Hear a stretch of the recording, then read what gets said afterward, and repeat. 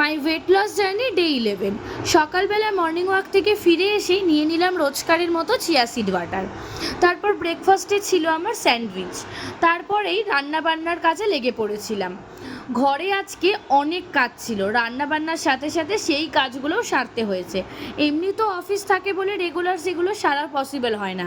আজকে যেই পয়লা বৈশাখের জন্য অফিস ছুটি পেয়েছি সমস্ত কাজ সেরে নিয়েছি।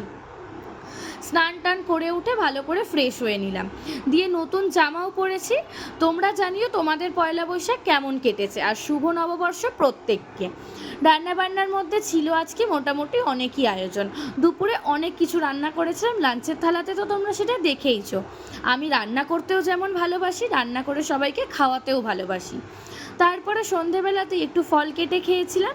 তারপরে ভেবেছিলাম একটু ঘুরতে বেরোবো, তাই বেরিয়ে রাতের ডিনারটা বাইরেই সেরেছিলাম। রাতে আমরা সবাই মিলে খেলাম একটু ধোসা।